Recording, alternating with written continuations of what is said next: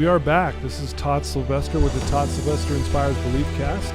Thank you once again for joining me and coming to listen to amazing people. And today's going to be no different. We have Carrie Wrigley joining us today. Thanks for being here, Carrie. Oh, it's a delight. Thanks, Todd. Yeah, thank you. And I want to give a shout out really quick to our sponsor, Veracity Networks. Thank you for believing in me and helping us get the word out of this Belief Cast. It's really been so helpful, and so many people have commented, and I do have to give Veracity Networks and my friend Drew Peterson a shout out, man. You're amazing, and thank you for believing in me. And you know, this wouldn't be possible either if it wasn't for amazing people coming to share their stories. And it's just when you think you can't get better, I mean, week after week, every time I get to sit down with people like Carrie, I feel so blessed to be able to be in a position like this. And Carrie and I have known each other for a long time now. Yeah. I mean, how many years it's been probably? I mean, gosh, Steve and I were doing the math the other day. We were in the house that was across the street from you. Yeah.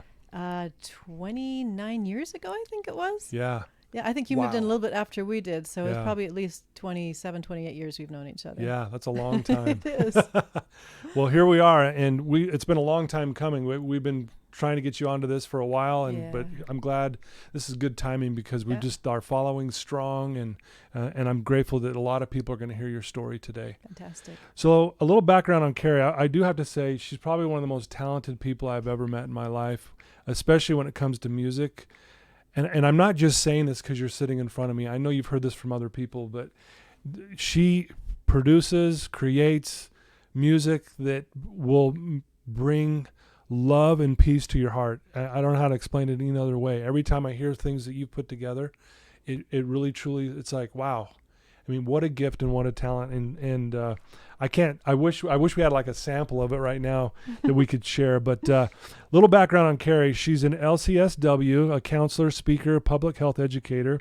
She's the author of a brand new book called Your Happiness Toolkit. It's 16 strategies for overcoming depression and building a joyful, fulfilling life. And, you know, she's a speaker. She speaks all over the place, all over the country, sharing a message of hope and healing and joy. She has a passion for helping people who struggle with depression, anxiety, and addiction, and other emotional health problems. And this is the part I really love.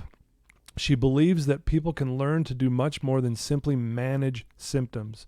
They can learn to actually heal from the inside out and then move on to a happier and more fulfilling life. And we're going to get into that in more detail. She owns her own private practice called Morning Light Counseling. She's been doing that for over 30 years.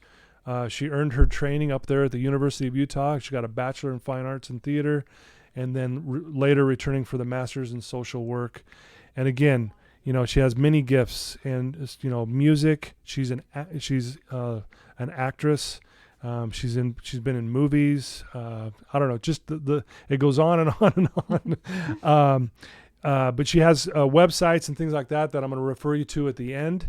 And then, you know, I can't wait for people to even reach out to you and who hear your story, who have been inspired by the things that you've said and the way you live your life. And again, I really am not doing it justice. You're one of the most talented people that I've ever met. Thanks, and Tom. I really mean that. So thank you for taking the time out of your busy day and schedule to come be with us here. We're live at Wasatch Recovery. I got to say that as well. And this is great to be here. So why don't we start with giving us a little background, Carrie, about your, you know, where you grew up and maybe a little bit about your family and childhood growing up. Sure. I'm a Utah girl. I was born and raised here in Utah, mostly in the Sandy area. Okay. I'm the oldest of 7 children, in a really religious family. Right. And that's been a real core and anchor for me. Yes. In some cases, it's also for me, as for many, been a source of a lot of pain when I've misunderstood, you know, the messages of my religion. Yeah. I think there's nothing more healing and helpful than spirituality used effectively, and there's almost nothing more toxic than when it's turned in a you know, it's very well said. direction. I'm glad you point that out, because I think a lot of times when things are misinterpreted, and we do it as individuals, and we all do it, where it can create a lot of guilt and shame and heartache. And so I'm glad you kind of point that out. And disappointment. You know, one of the topics that I've spoken on for years is a topic that was entitled Christ-Centered Healing from Depression. I sort of talk about, spirituality and other things that we can do from the inside with God's help to sort of move forward. But sometimes it's misunderstood, and I have people come into my office after they've heard my talk and they say, "Okay, Sister Wrigley, I'm ready for you to lay it on me. Just give me that Christ-centered healing." I'm like, that's not really how it works, because. And so that's a misconception. People say, I pray and I hope and I read the scriptures and I do all this stuff that I know I'm supposed to do, and I'm still depressed, or I'm still anxious, or I'm still addicted, or I'm still whatever. I guess God doesn't care about me because he's not giving me that healing that I'm praying for. Not understanding that a healing process emotionally is just as gradual, just as incremental, just as much over the process of time with tender loving care as healing a physical wound. Sure. You can see, Todd, I have a little scar here on my knee. Right. Your audience, of course, can't see that. It's kind of a bugger. Yeah. About 4 years ago, you remember my son, Michael, who loves mountain biking. Yeah. And I was trying to be a good mommy and support him in his passion. And so I went out on the mountain biking trail with him. And let's just say he's a way better mountain biker than I am. And within the first 20 minutes, I fell hard on a rock and pretty much destroyed our experience and barely got back. It happened to me on the 4th of July. And so, Michael and the rest of the family went to the celebration. Yeah. As I was home with my leg in the sink, picking out the gravel and pieces of rock and going in with tweezers, it was terrible. It felt awful, And I still, as you see, have this little scar here to remind me of that process. It's a good reminder, yeah. And, it doesn't hurt anymore. It doesn't in any way get in my way. It's just kind of a sweet reminder at this point of this adventure with my son, Yeah. But I can tell you, it didn't heal right away. First I had to get the gravel and the debris out. I actually ended up scrubbing it with a steel brush because it went in so deep. Ooh, and it wow. was, That's it was painful. bloody. It was awful. It was horrible. And that was stage one. If I would have just ignored it and put bandages over it, so, well, okay, I'll just move on, it wouldn't have gotten healed. Yeah. As it was, it had to be cleaned out and it had to be, cleansed and I had to put, ointment on it, had to put bandaging on it, had to protect it, had to, there were processes involved, even in this dumb little wound. Obviously, there's people that get hurt a lot more than just a little, cut on the knee. The point is, it didn't all heal in one day. It took about 2 months. Just even for all of the scabbing to go away, and it took several months after that to kind of sort of get back to normal, and yet with emotional things, sometimes people I find have the expectation that once they decide they want to be healed, it should just be instant. That's not how it happens. Just like physical healing, there are steps involved, and the longer it took to develop the injury, the longer it usually takes to really get to the bottom of it, So you asked me about my background. As I said, I'm the oldest of 7 children. Yeah. And as such, I grew up kind of believing that whatever went wrong was my fault or my responsibility to fix. So you kind of felt that way as being the oldest, like being the example to the youngest. Oh, absolutely. Yeah. Being the example, being the second mother, especially with the youngest kids, because I understand now as the mother myself of 5 children, you just kind of run out of hands after a while, you know? Right. and especially when there's additional pregnancies or additional times of stress or whatever, so I ended up kind of being the kid whose job it was to make sure everything went okay, And in some ways, I think that's really served me because it's given me a spirit of service and helpfulness. But I realized over the course of my life that in some ways, that background of feeling responsible for everything, that it's my job to fix everything, it's my job to make up for things, kind of put me in a position of what I might call being a success junkie. Or an achieveaholic, in a sense, that I sort of had to make up for things. It wasn't helped by the fact that my parents fought a lot.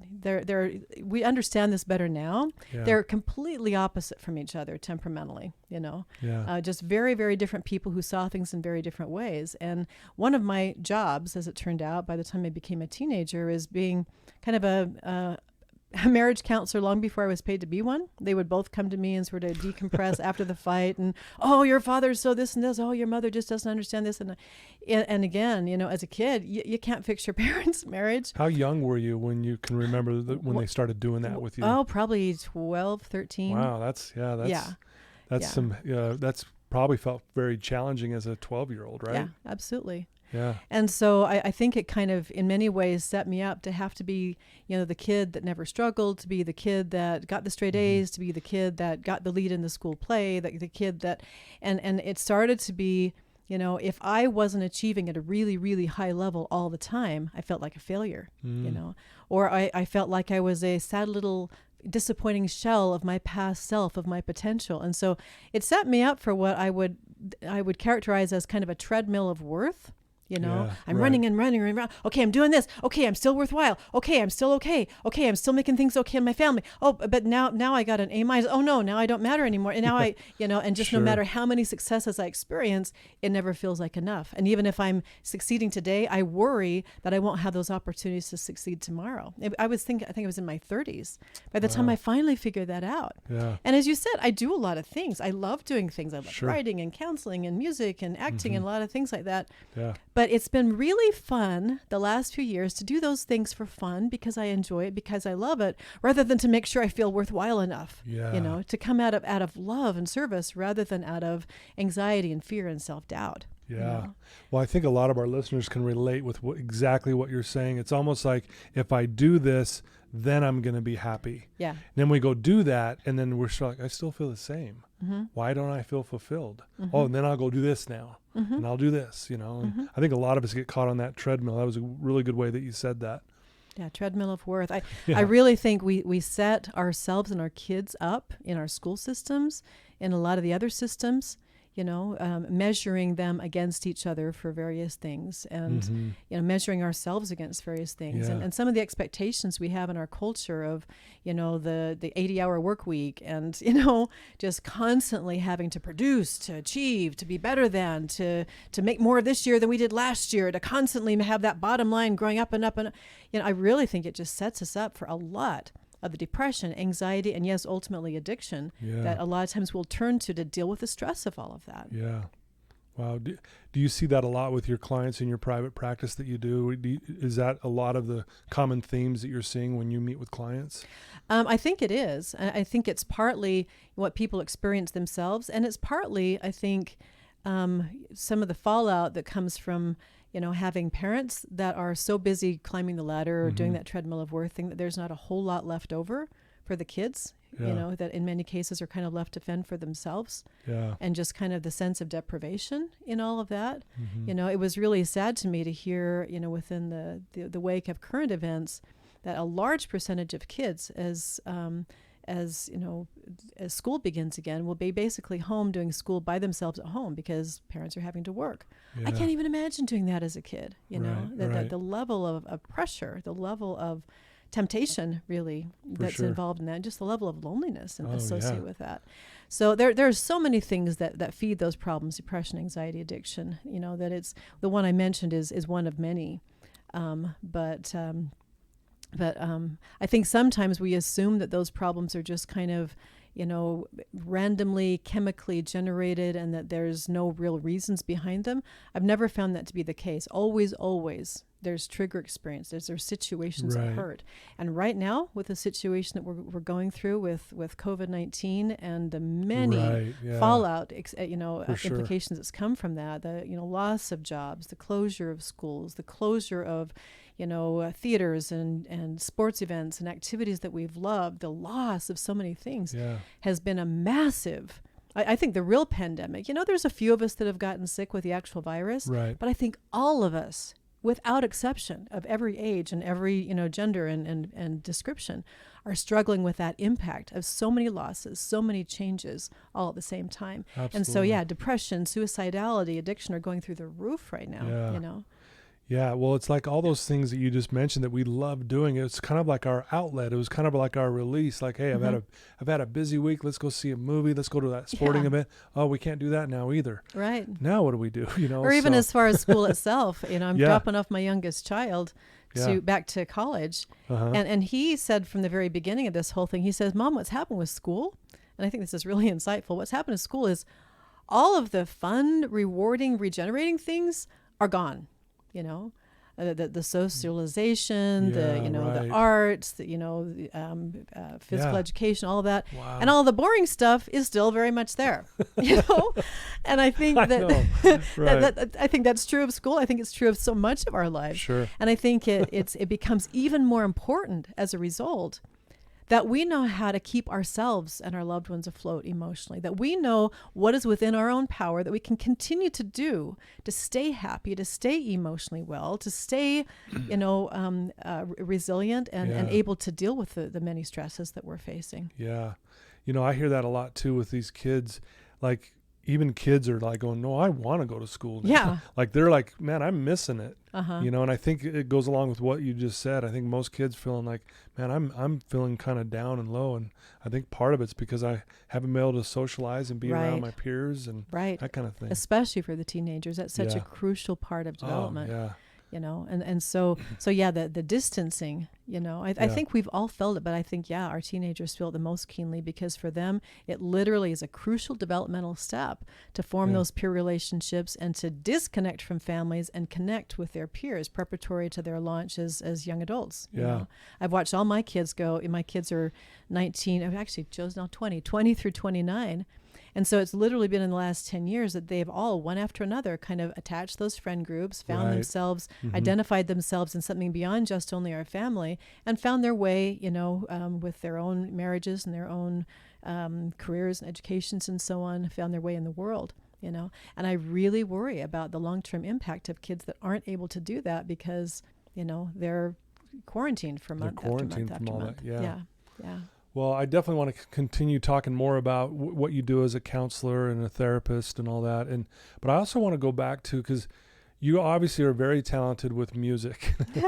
And I want to just maybe let our listeners know, where did the passion for music start for you?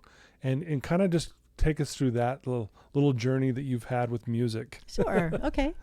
Well, like I say, I was the oldest of my parents' 7 children. And as the oldest, I got more focused time and attention, I think, than any of the others. And part of that, happily, was my mom taught me how to play the piano, starting when I was 3 years old. So by the time I was Did you guys hear that? 3. So by the time I was 5 years old, I was the accompanist in my kindergarten class, and I was making up little songs and stuff like that. If people who know you would not even be surprised what you just said. But that's amazing. I mean, I'd be doing it that young. Yeah. So it really has just been a joy and a passion for my whole life. But it was kind of funny because my mom basically taught me out of the old, Thompson and Shaw, is that what it is? Sham methods. As she was being taught by a teacher, she would come home and teach me. Oh, wow. And of course, she was following a teacher, so the teacher would assign her specific songs to do. And so mom would just, as a kind of pass it on sort of teacher, would assign me little specific songs to do. And I would learn them, but I would think it was so dang boring. And so what I wanted to do was what I, even as a little child, called compose. And so finally, mom figured out a very brilliant plan, which was she would, quote, make me practice for a half hour, set the timer. Right. And then I would, quote, be allowed to, quote, compose for a half hour when I would just kind of improvise on the piano and make up little songs and stuff like that. By the time I got to 4th or 5th grade, I got totally bored with that. It's like, I don't want to continue to play all this boring stuff everybody else wrote. I want to do my own music. So I basically completely dropped out of piano at that point. But my mom had another brilliant insight. And going into 6th grade, she gave me for Christmas one year a guitar and sent me to guitar class, just a little cheap little community education class, just as I was, about 12, wanting to kind of strike out beyond the homes we've been talking about and stuff.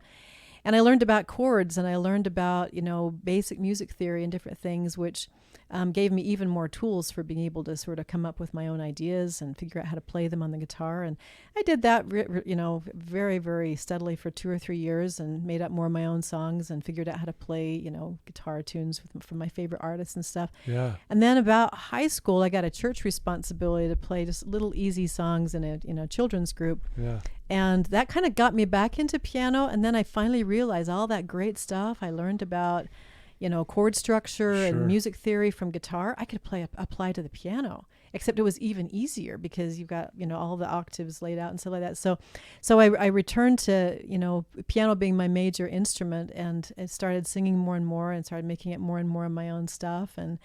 And as I moved into college, I part of my theater training was in musical theater, and so I took some more music theory classes there. Yeah. And that was a really, really hard season for me for lots of reasons. And I experienced the first of what I would call literally a major depressive episode at that point in time. I mean, to the extent it was hard to get up in the morning, I'd cry all the time. I thought I was worthless, all this kind. There's a lot of reasons for that. But music for me during that period of my life was absolutely life-sustaining. Yeah. You know, I would sit, alone in some of the many practice rooms in the music building or in the theater building, and late at night after everybody was gone, just sit and play. Not play things out from a page, but just play things from my heart. Just pour all of my pain out on those keys. Yeah. And it literally is a lot of what got me through that really hard time, to have that artistic mode of expression. Were you composing at that time too? Oh, no. I was just playing. I was just basically Okay. improvising, Gotcha. Just playing my feelings, basically, just letting it, just come out. And then later it was in a religious context when I served a mission for my church. That gift for creating music started to kind of formalize a little bit more. I'd started to create songs, first in Spanish. I was in Argentina. Oh, okay. Because in Spanish, everything rhymes, because all of the verbs rhyme, right? So it was actually, weirdly, it was easier to start writing songs in That's Spanish than in English. So I did that for, about a year, and then gradually, in the latter part of my mission, started writing in English, and been kind of writing ever since. And it started with just individual songs, and then it started to become sort of cycles of songs that I could use, in a particular theme for various talks or various, community events or different things. And ultimately it ended up just in the last few years growing into doing full musicals, like a 2-hour musical we did with a church group a couple years ago that was, the most demanding and delicious and wonderful thing I've ever done musically. Yeah.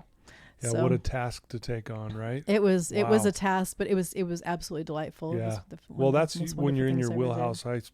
I've seen you do that for years at church and other Yeah. things, and Yeah. I know you just thrive on that, and I you're do. passionate about it. And Yeah. you said something, when you were really going through that really depressive time in your life, that playing the piano in those moments was like your godsend, kind of Yeah. your life-saving thing. And that was going to be my next question: is how does music help those who are struggling? Whether you play or not, how does music play a part in maybe when you're going through, depression or anxiety and things like that? How would you? Well, and I'll expand it beyond Okay. just music to Okay. all of the arts, because I think what I'm going to say about music can also apply to drawing, to Okay. painting, to dancing, Great. to whatever. I think first of all, as it was for me, there's just that expressive element.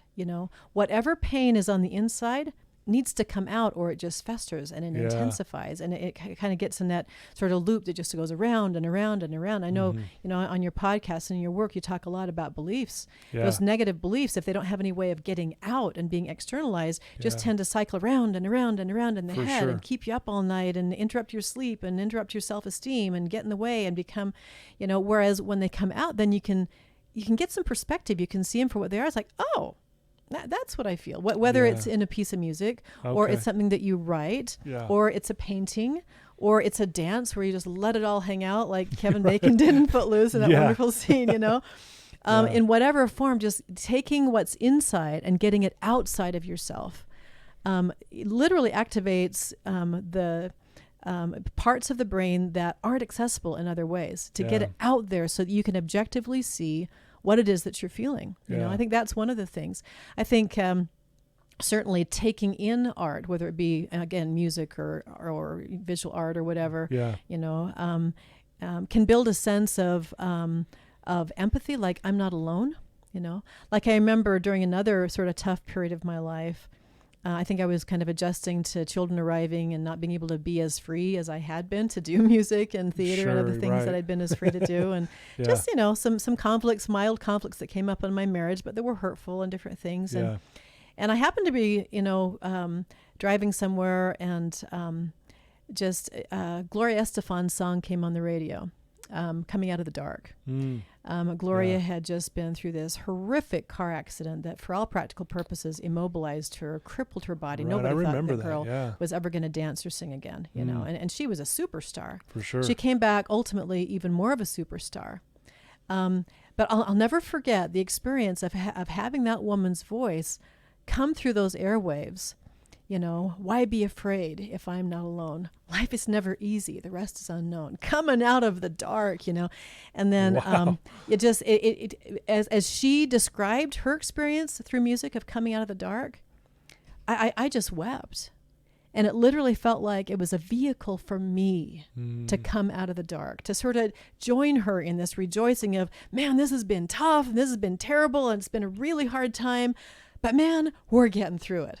And then, you know, later with some of her other songs, get on your feet, you know, and different things like that. Just get up and make it happen, you know, and different stuff like that. It was just like, go Gloria and go Carrie with her, you know. It's just like, you know, I think that can be such a powerful thing to say, yeah, me too. Yeah. In a really powerful way, you know. Wow. The downside, of course, is music and the arts can be just as powerful for negative. You know, because when we listen that's a to good depressive music, when we listen to angry music, when we listen to sex charged music, yeah, me too, you know, in ways that can bring us even farther down. So I think it's super important, you know, in a time when we have so much access to all of the arts through our technologies. I mean, instantaneously, 24 hours a day, we can be feeding our minds, our bodies, our bloodstream, our cells of our bodies, you know, a constant flow of music, you know, and that can work for us, as I just described, or can work deeply against us. Yeah. You know, there's so much of music and the other arts that I think, you know, are so expressive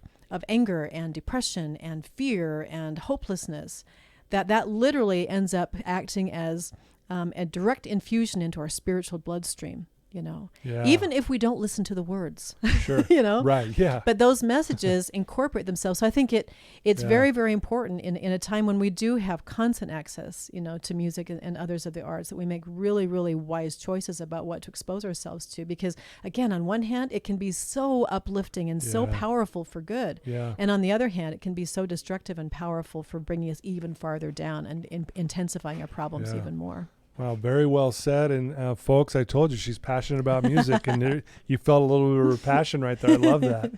Well, there's so much to talk about, but I want to get into your book that you just wrote, your Happiness Toolkit, 16 Strategies for Overcoming Depression and Building a Joyful, Fulfilling Life. Yeah. Tell us about why did you write the book, and who's it for, and just kind of give us a kind of a lay of the land there. Yeah. Well, I wrote the book for a lot of reasons. I mean, in many ways, I've been writing this book for at least the last 30 or 40 years, you know, because that experience that I had in college was not the first and certainly was not the last time that I personally struggled with some depressive feelings. It kind of runs on both sides of my family. It does run on both sides of my family in some, you know, very powerful ways.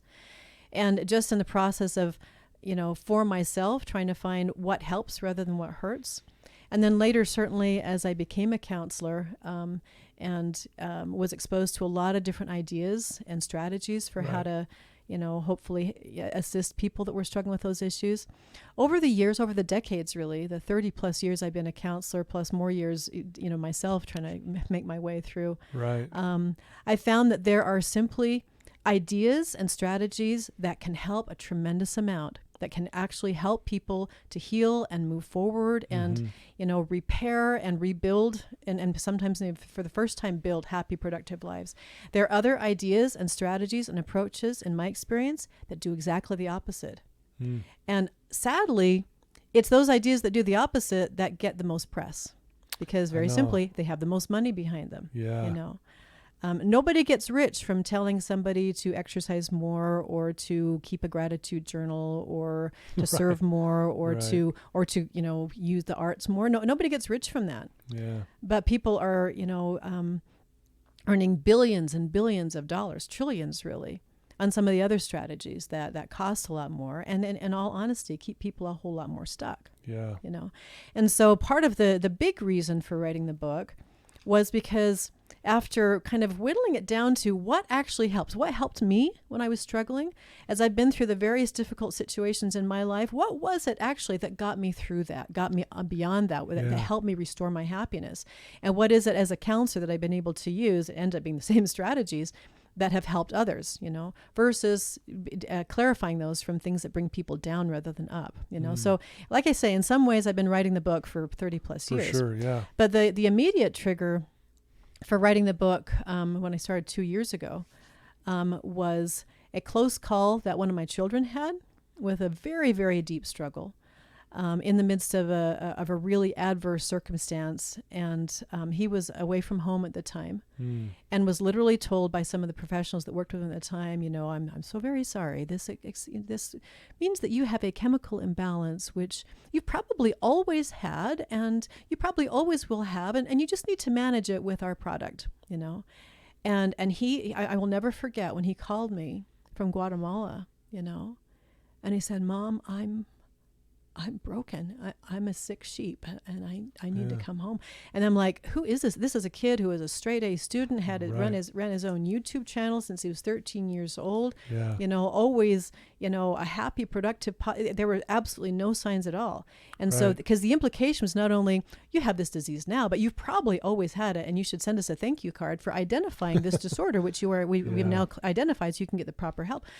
Well, they wanted to put him on medication, Mm-hmm. And between us, we decided that was not going to happen. So instead, he came home, and we kind of did a crash course. I was actually teaching at the time. Every year, I teach at BYU this course on depression. So he came. Right. It just so happened that he was able to come home. To be there. That's literally that same timing, week. Right? Yeah. So he was exposed to Mom's whole week-long program on strategies to help recover from depression, and of course, we talked a lot, just one-on-one in the midst of all that. Yeah. And I kid you not, as I got more clear helping him, defining these particular strategies, within 2 weeks, he was completely symptom-free. He had no symptoms of the depression that very accurately they diagnosed out there at all. And now he's the one that's heading out to college, this coming week. He's doing beautifully. Yeah. Meanwhile, others that I've seen who believed that message, the fact you struggle today means that you have this underlying brain disease and you just need to accept the fact that you're going to struggle with this for the rest of your life. I've seen those kids, those people of whatever age or gender, flounder even more, get like even more despondent. It is a life sentence. Right. And it gets even more serious than that. For some, it's a life sentence. People are like, I don't want to live with this the rest of my life. So why stick around? Yeah. Sadly, I've seen that diagnosis, that belief that they're broken for life. Yeah, that belief. Literally, trigger depressive, even suicidal feelings, and sadly, sometimes even that action, as opposed to the idea that there are very real, understandable reasons why you're struggling today because of the situations you've been through, because of the hard things that you have experienced and that you are experiencing, and so to first extend understanding and compassion for those things, and then to look, the second part of my system is to look at, again, piggybacking on what you do, the beliefs, the thought patterns, the attitudes. What does the fact that you went through this hard thing mean to you? Right. Because whatever we think, like again, with this particular idea, if I think that the fact that, let's say going back to those hard episodes I had in my theater program, I didn't get such and such a role that I thought I was going to get. I wasn't as good as the other girls, and getting this opportunity, there was disappointment. So, it was devastating to me at the time. Yeah. But it was a temporary situation. And at that point I dealt with it again through exercise, through diet, through talking to people, through music, all that kind of stuff, got myself through. And then there was another opportunity. Whereas I wonder sometimes if Carrie Wrigley, I was Carrie Maxwell back then, would have been told at that state, the fact that you're, struggling with being able to sleep, and the fact that, you don't have very much energy means that your brain is broken and, you're chemically imbalanced. And the only thing that you can do is start taking our product and being on the rest of your life. I wouldn't be doing this today. Yeah. In all honesty, I don't know if I'd be here today. Sure. So how we think about our struggles is even more important than what our struggles actually are. Yeah. And so essentially I wrote this book to help people who struggle. And it might be on a full-on, major depression level.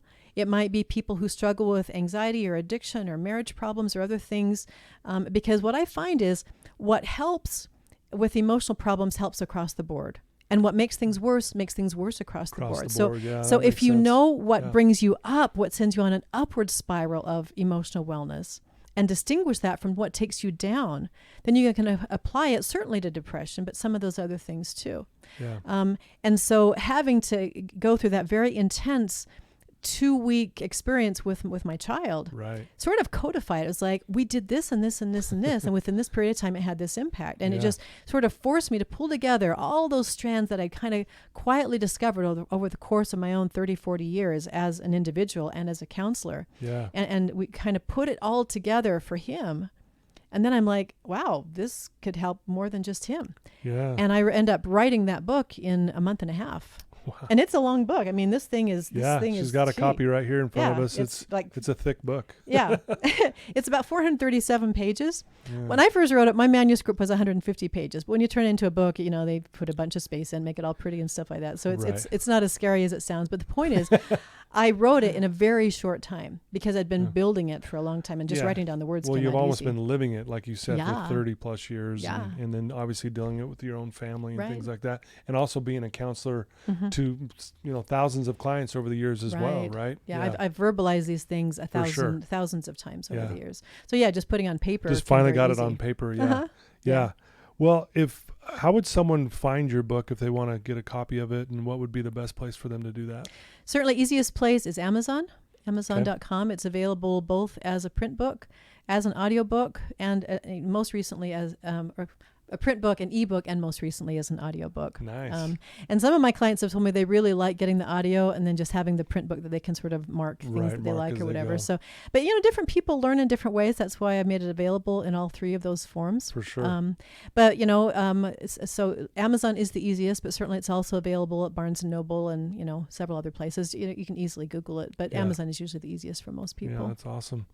Well, let's jump ahead just a little bit here. So what got you into actually wanting to be a counselor? I mean, what was it that, obviously it started when you were 12, you're counseling your parents almost, trying to help them decipher what was the problem in their marriage in that moment. Mm-hmm. But what made you decide, okay, I want to do this for a living and I want to be a person that's helping people? Yeah.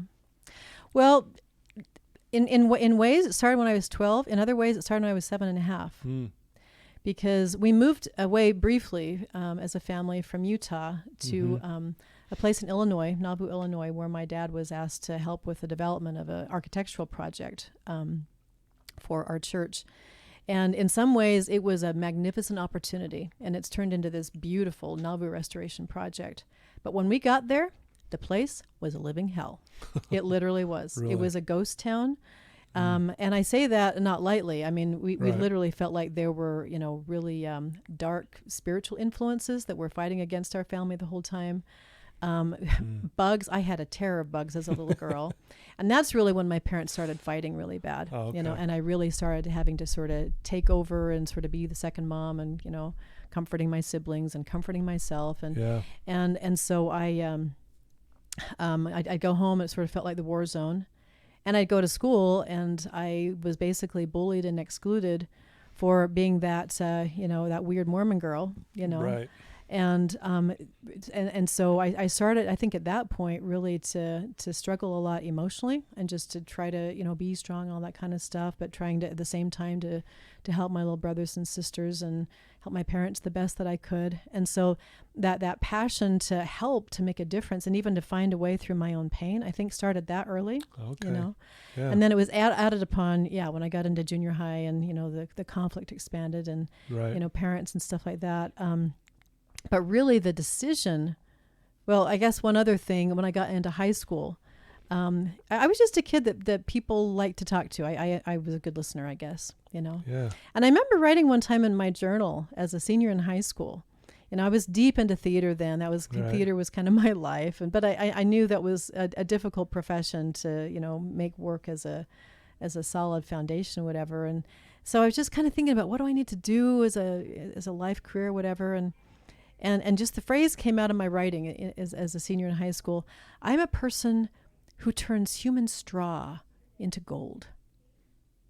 Interesting. And I'm like, What the crap does that mean? You know, how is that even a thing? I mean, because I did that with people. People would be struggling, and I would help turn it into something positive. That's just kind of what I natively did from the time I was a little girl in my own life and in the lives of others. But how do you actually turn that into a career?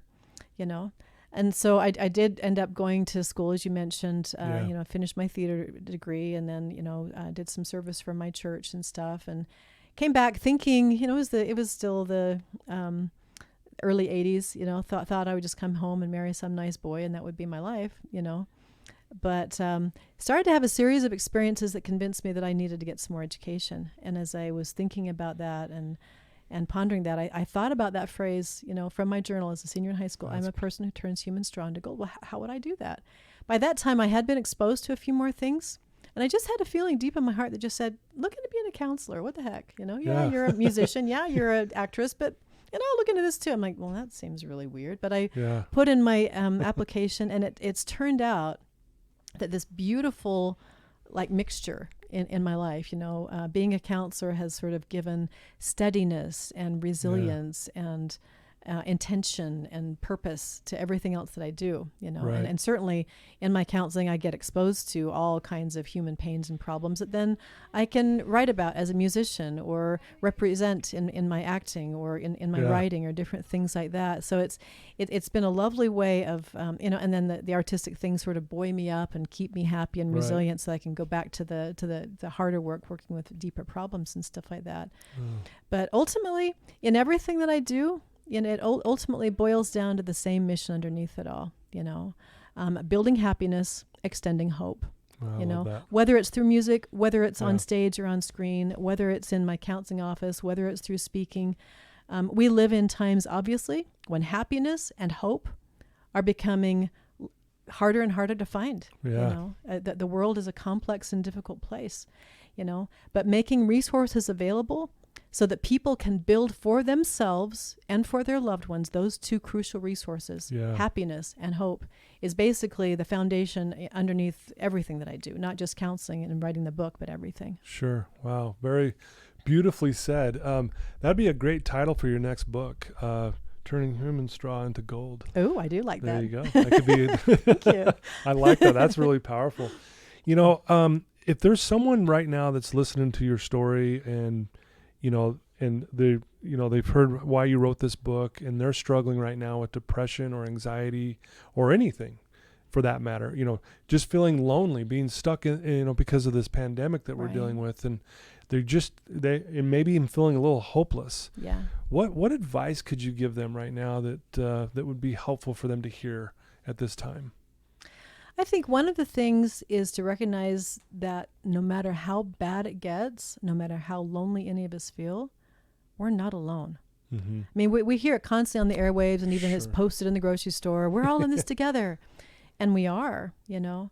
Yeah. I think one of the things that's so crucial for all of us is to recognize that, you know, though we're in a situation right now where we're required to do some social distancing, and we require, you know, that doesn't mean that we need to go into our own little private place of pain and just live there all the time. Yeah. You know, I wrote a song a number of years ago for a struggling family member that was called Love's Umbrella. You know, when the sky turns dark and the wind blows cold, when the rain begins to fall and thunder starts to roll, when the clouds collide and storms break free, sometimes I cynically suppose it only rains on me. But I'm not alone. Wow. There are others who are standing on the street where it is raining too. I can cry alone, or I can find a way to lift up love's umbrella on this rainy day. Wow. Finding ways to lift up love's umbrella. It might just be going on a walk, either alone or with your dog, and smiling at people when you're on the street. Yeah. Everybody needs a smile. For sure. You know, it might be, you know, going on social media and actually putting something positive there. You know, finding some inspiring quote, you know, giving some sort of message of encouragement. Yeah. It might be, you know, volunteering service for some little old lady in your neighborhood that you know, coming up here needs her leaves raked, or that needs snow removed, or, you know, just finding ways. It's so normal. It's so normal when we hurt, and we all hurt. Mm-hmm. It's so normal when we hurt to just go deep inside and focus on our own pain. But when we do, our pain increases. Yeah. When we do, our resilience goes down. When we do, we're more vulnerable to depression, anxiety, and especially addiction. Yeah. Because pain, pain is always the trigger in my experience for every kind of addiction. Yeah. It's like, I hurt. What can I do want for just a relief. minute to make my pain go away? Exactly. And so people invest in, engage in whatever their addiction of choice is. And then they feel even worse, Yeah.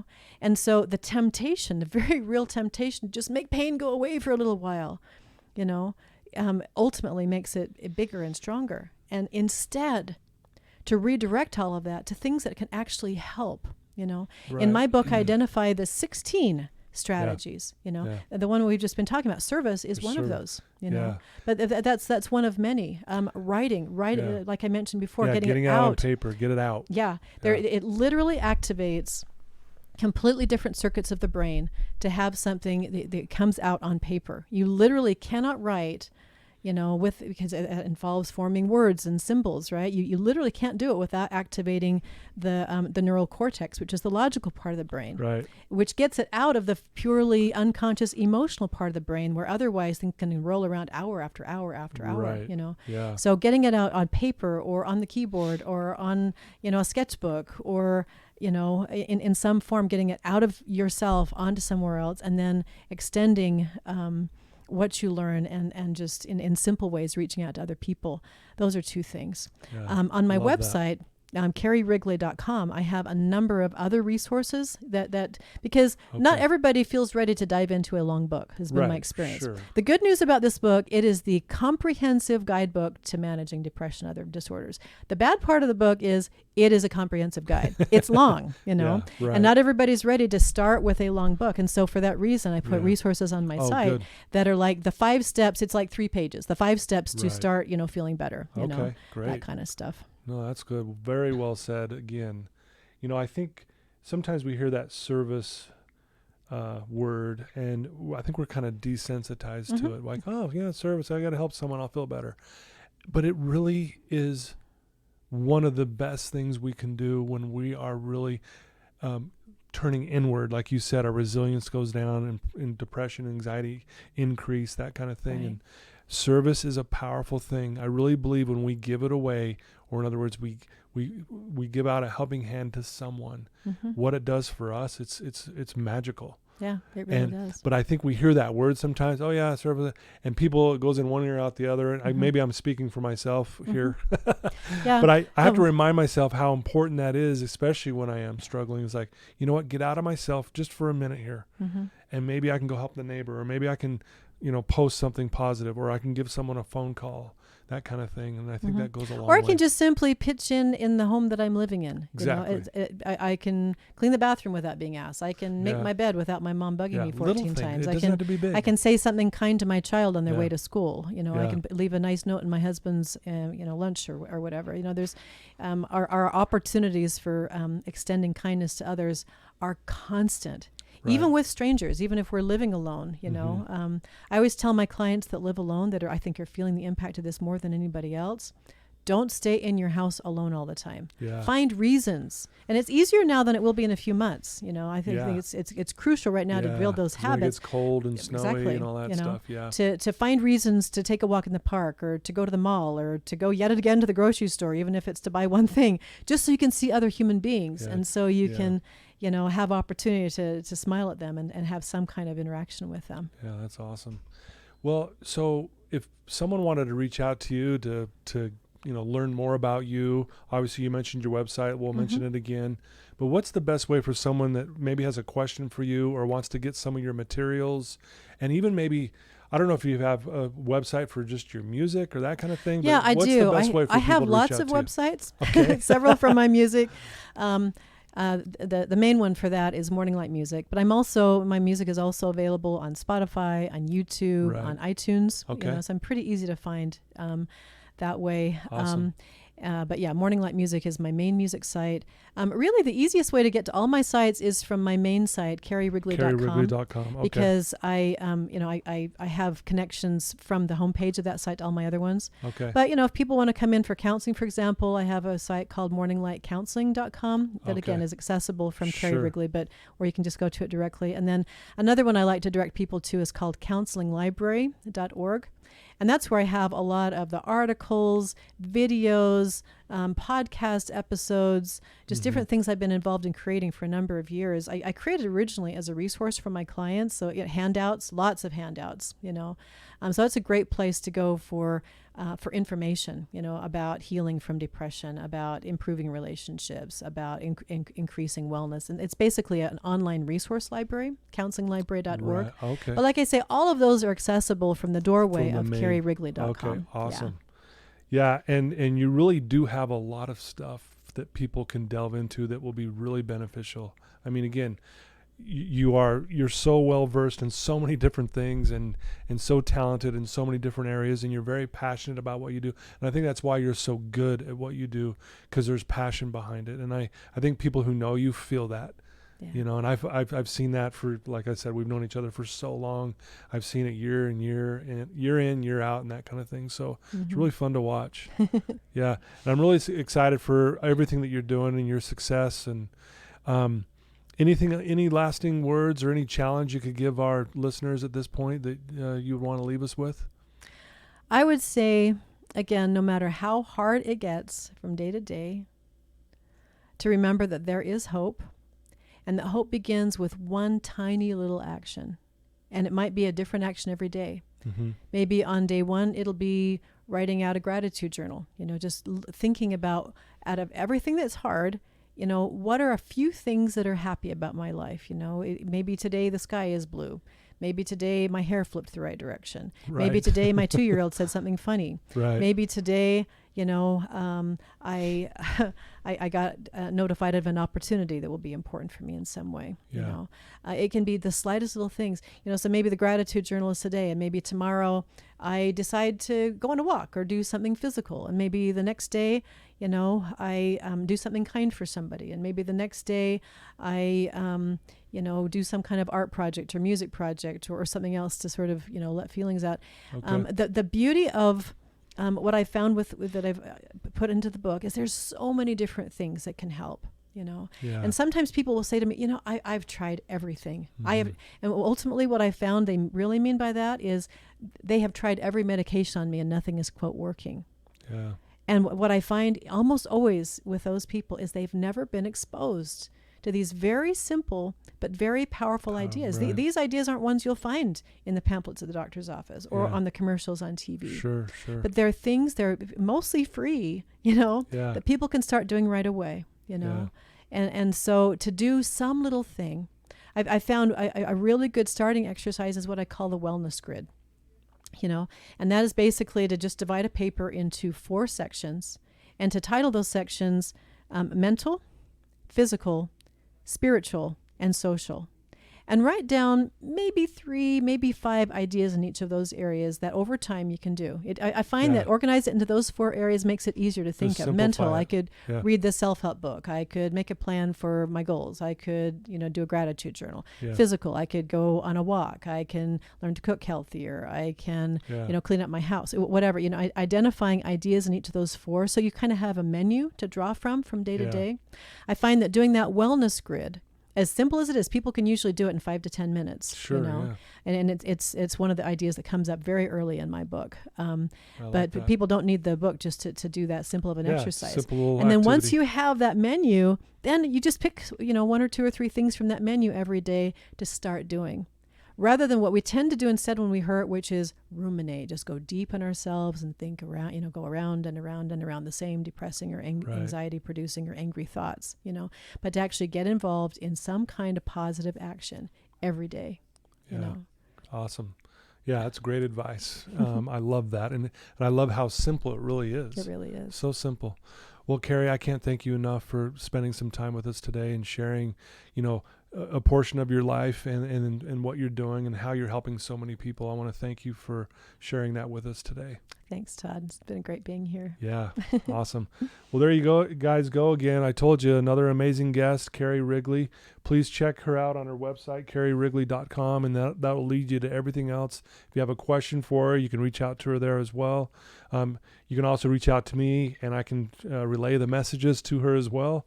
I live really close to her. But yeah, I'm so grateful, man. This was awesome. Thank you so much. The time just flew by. Yeah. And so there you go, listeners. Please share this with people that you know. And I can't thank you enough for supporting me and this wonderful Belief Cast. It's just been amazing. And we're going to keep bringing in amazing guests. And we couldn't do it without you. So thank you so much. And until next time.